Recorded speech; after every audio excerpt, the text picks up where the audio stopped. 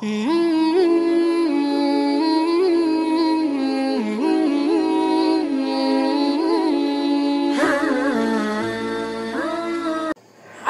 তাআলা ডাকে বলে নবী গো পেরেশানি হবেন না, চিন্তা করবেন না। আপনার মহব্বতে যে গোসলের কথা বলে যান, আপনার মহব্বতে যে শাহাদাত বরণ করে তাকে দুনিয়ার পানি দিয়ে গোসল দিলে হয় না। আল্লাহ গো আল্লাহ রাসূল আপনার মাথাটা উপরে দিকে তাকান, আপনার হান্দালাকে আসমানের মধ্যে উঠায়া রহমতের জান্নাতের পানি দিয়া ফেরেশতারা গোসল দিতেছে। সুবহানাল্লাহ। মাথার উপরে দিকে তাকাইছে, আল্লাহ রাসূল দেখেছে ফেরেশতারা গোসল দিতেছে হযরত হানজালা। আল্লাহ রাসূল সাহাবীদেরকে ডাকতে বলে, সাহাবীরা আমার হানজালার কাছে যাইস না, আমার হানজালা গোসল হয়ে গেছে। একজন সাহাবী বলে, রাসূলের কথাটা বাস্তব প্রমাণ করার জন্য গেলাম, গিয়া দেখি রাসূল হানজালার চুলের আগা ভিজে ভিজে, দাড়ির আগা ভিজে ভিজে জান্নাতি পানি উহুদের মাটি স্পর্শ করতেছে। সুবহানাল্লাহ। নবীর জন্য যদি কেউ জীবন দেয় তাহলে আল্লাহ তাআলা তার এই মর্যাদা বাড়ায় দেয়। নবীকে কেমন ভালোবাসছে সাহাবীরা চিন্তা করেন, নবীকে কেমন ভালোবাসছে। নতুন বউ তোয়া, নতুন বিবি তোয়া যুদ্ধের ময়দানে চলে গেছে, আর বলে কার জন্য গোসল? নবী নাই, কার জন্য বেঁচে থাকবে? এই তুমি আমি নবী, এই তুমি আমি আশিকে রাসূল দাবি করি, তারাও ছিল আশিকে রাসূল। তুমি আমার কাছে নেতার মহব্বত আছে, দলের মহব্বত আছে, মার্কার মহব্বত আছে, তোমার আমার কাছে নবীর মহব্বত নাই। যদি তোমার আমার কাছে নবীর মহব্বত থাকতো তাহলে 17 কোটি মুসলমানের জমিনে আকাশ নূরের মতো নাস্তিক তোমার আমার নবীকে গাল দিতে পারতো না, ঠিক কিনা? তোমার আমার ভিতরে সবকিছুর মহব্বত আছে, কিন্তু নবীর মহব্বত ঠিক। হযরত আবু বকর রাদিয়াল্লাহু তাআলা আনহু কেমন মহব্বত করছে নবীকে, কেমন মহব্বত করছে জানোনি? হযরত আয়েশা রাদিয়াল্লাহু তাআলা আনহা একদিন রাসূলকে জিজ্ঞাসা, আল্লাহ রাসূল গো, আসমানের যত তারা আছে, যেমন অগণিত তারা, আপনার উম্মতের মধ্যে কি কেউ আছে যে তার নেক আমল গণিত ফেরেশতারা গণে শেষ করতে পারবে না? হযরত আয়েশা মনে মনে ভাবে, আমার বাচ্চা আর কে হবে? আল্লাহ রাসূল বলেন, আয়েশা আছে, আমার একজন সাহাবীর নেক আমল এমন আছে যে আসমানের ফেরেশতারা গণে শেষ করতে পারবে না। বলে তিনি কে? বলে উমর রাদিয়াল্লাহু তাআলা। হযরত আয়েশা বলেন, তাহলে কি আমার আব্বা কি? আমার আব্বা কি আরো কম নাকি? আমার আব্বার কি নেকি নাই? আল্লাহ রাসূল সাল্লাল্লাহু আলাইহি ওয়াসাল্লাম ডাকে বলেন, আয়েশা তোমার আব্বার নেকি এমন নেকি তোমার আব্বার হিজরতের রাত্রের নেকি যদি এক পাল্লায় তোলা হয়, আর উমরের সারা জীবনের নেকি যদি এক পাল্লায় তোলা হয়, তারপরে তোমার আব্বা আবু বকরের নেকির পাল্লায় বাড়ি হয়ে যাবে। সুবহানাল্লাহ। যুদ্ধের মধ্যে আল্লাহ রাসূল চাঁদা চাইছে, চাঁদা সাহাবীদেরকে বলছে, সাহাবীরা তোমরা চাঁদা দাও। হযরত উমর বলেন, জীবনে কোনদিন আবু বকরকে নেক কাজ করে পিছ পালতে পারছি, আজকে একটা সুযোগ আসছে, আবু বকরের চাইতে আমার ধন অনেক বেশি, আমার সম্পদ তার চাইতে বেশি, আজকে তারা পিছে পালাই না। হযরত উমর রাদিয়াল্লাহু তাআলা নিজের সম্পদটাকে দুইটা বন্টন করিয়া, একটা বন্টন পরিবারের লোকদের জন্য রাখিয়া, আর একটা বন্টন রাসূলের দরবারে নিয়ে গেছে। রাসূল জিজ্ঞাসা, উমর কি আনছেন, বাড়িতে কি রেখে আসছেন? উমর জবাব দেয়, সম্পদ দুই বন্টন করিয়া অর্ধেক আপনার রাস্তায় নিয়ে আসছি, আর অর্ধেক সন্তান পরিবারের জন্য রাইতে আসছি। কিছুক্ষণ পরে হযরত আবু বকর রাদিয়াল্লাহু তাআলা একটা গাছটি নিয়ে গেছিলেন, ছোট একটা গাছটি নিয়ে নিতে, কান্দে করে গাছটি নিয়ে যায়। রাসূল জিজ্ঞাসা আবু বকর কি আনছেন, কি রাইখে আসছেন? আবু বকর কি জবাব দেয় শুনে। আবু বকর কিন্তু গরিব ছিল না, অনেক বড় ব্যবসায়ী ছিল। এক বর্ণনায় আসছে 8টা কাপড়ের দোকান ছিল, আরেক বর্ণনায় আসছে 12টা কাপড়ের দোকান। হযরত আবু বকর আল্লাহর রাসূলকে বলেন, আল্লাহর রাসূল গো, আমার সম্পদটা আপনি নিজের মনে করে খরচ করবেন।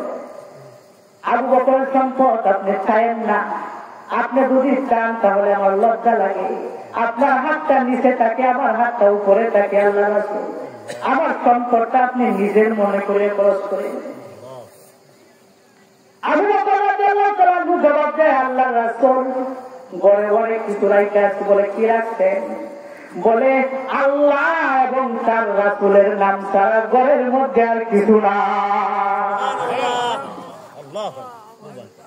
আল্লাহ এবং তার রাসূলের নাম ছাড়া ঘরের মধ্যে কিছুই নাই। দেখেন কেমন ইসলামের জন্য, কেমন ইসলামের জন্য তারা পাগল ছিল। আবু বকর রাদিয়াল্লাহু তাআলা যখন হিজরতের রাত্রিতে 6 মাস আগে রাসূল বলেছিল, আবু বকর আমি হিজরত করবো আর আপনি হিজরতের সাথী হবেন। আল্লাহ রাসূল সাল্লাল্লাহু আলাইহি ওয়াসাল্লাম হযরত আবু বকরকে বলেছে সাথী হবে হিজরতে। দেখেন কেমন মহব্বত করে তারা, আমরাও কেমন মহব্বত করি রাসূলকে, তারাও কেমন মহব্বত করে। হযরত আবদুল্লাহ ইবনে আস রাদিয়াল্লাহু তাআলা মিশর বিজয় করবে। মিশর বিজয় করবে। জিলজালামের 84টা পর্যন্ত যুদ্ধ করতে করতে চলে গেছে। হযরত আমরুল ইবনে আস মিশরের কাছে জিলজালামের কাছে গিয়ে তাবু গেছে। হযরত আমরুল ইবনে আস রাদিয়াল্লাহু তাআলা জিলজালামের 84টা একটা ঈসা নবীর মূর্তির নাক বানানো, একটা ঈসা নবীর মূর্তি বানানো ছিল। জিলজালামের 84টা ঈসা নবীর মূর্তির নাক কে জানি বাইরে নিয়ে আনছে। খ্রিস্টানরা পত্র পাঠাইছে হযরত আমরুল ইবনে আসের কাছে। আমরুল ইবনে আসের কাছে পত্র পাঠাইছে, মুসলিম দল এখানে আসছে, তারা ছাড়া এই কাজটা কেউ করে নাই, আমাদের নবীর নাক কেউ ভাঙে নাই। হযরত আমরুল আস খবর নিয়ে দেখে এই কাজটা কেউ মুসলমানরা কেউ করে না। কিন্তু খ্রিস্টানরা বলে তোমরা যে আমাদের নবীর নাক ভাঙছে তাকে আমাদের হাতে সুপর্দ করো, তুলে দাও, আমরা তার প্রতিশোধ নিব। হযরত আমরুল ইবনে আসের কাছে যখন এই খবরটা আসছে প্রতিশোধ নিবে, বলে কেমনে প্রতিশোধ নিবা, কিভাবে প্রতিশোধ নিবা? খ্রিস্টানরা বলে এভাবে প্রতিশোধ নিব, জিলজালামের 84টায় মুহাম্মদ নামের একটা মূর্তি বানাইব। নাউযুবিল্লাহ। এই সবাই চিৎকার দিয়ে বলেন নাউযুবিল্লাহ।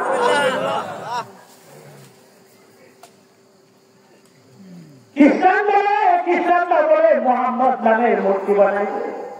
মূর্তি বানায়া মূর্তির নাকটা আমরা ভেঙে দিব, মুহাম্মদকে বেইজ্জতি করব। আমরা 17 কোটি মুসলমান থাকতেও কিন্তু নবীকে ব্যঙ্গ করে চিত্র আকৃতি করা হয় আমাদের গায়ে লাগে না, আমাদের কষ্ট লাগে না। হযরত আমরুল ইবনে আস বলেন, এই খ্রিস্টানরা নাক ভাঙ্গাই যদি নাক ভাঙ্গার প্রতিশোধ নিতে হয়, আমি মুসলিম সেনা দলের সেনাপতির লিখিত দিতেছি, মুহাম্মদের ছবি তোরা রাখিস না, কৃত্রিম ছবি তোরা বানাইস না। আমি আমরুল ইবনে আসের তাজা নাকটা কাইটা নিয়ে নে, কিন্তু রাসূলের কৃত্রিম নাক তোরা ভাঙ্গিস না। খ্রিস্টানরা আনন্দিত হয়ে গেছে, হায় হায় রে, একটা সফলতা কি হইতে পারে? মুসলিম সেনা দলের সেনাপতির নাক কাটা যাবে, এর চাইতে আর সফলতার কি আছে? আনন্দিত হয়ে গেছে। টেস্ট করা হলো, টেস্ট করা হইল। মানে 2 লক্ষ, মানে 3 লক্ষ খ্রিস্টান এক জায়গায় বসে গেছে, মুসলিম সেনা দলের নাক কাটা যাবে। মুসলিম সেনা মুসলিম দলের মধ্যে কান্নার রোল পড়ে গেছে।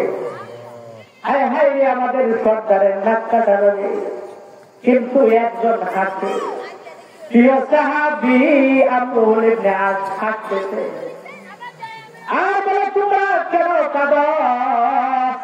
কাঁদো না, আমি আমরু বলা বুঝি আজকে আমার টাকা একটা কুরবানি দিতে পারি। আমার মন হাতরের ময়দানে যখন আমি নাক কাটা অবস্থায় দাঁড়াইব, সাহাবীরা যখন গর্জন কাটা অবস্থায় দাঁড়াবে, আমি আমরু বলা যখন নাক কাটা অবস্থায় দাঁড়াইব, আমার মন কয় আল্লাহর রাসূল আমাকে ছাড়া জান্নাতে যাবে না। সুবহানাল্লাহ। কাঁদো না, আমি আজকে সাফায়াত করতেছি, সাফায়াত কিন্তু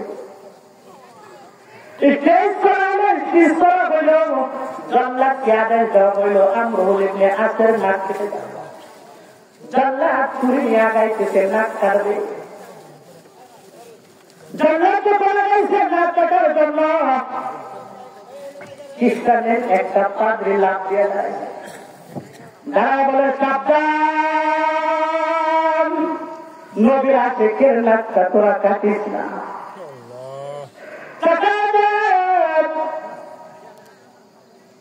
এই যে নাক ভাঙ্গার টুকরাটা আমার হাতে আছে, নিজের নবীর নাক নিজের হাতে ভেঙেছিলাম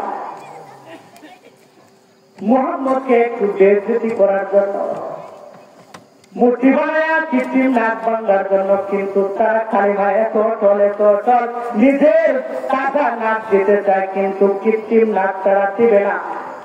এমন দুনিয়ার জমিনে আর খাঁটি উম্মত কেউ হতে পারে না।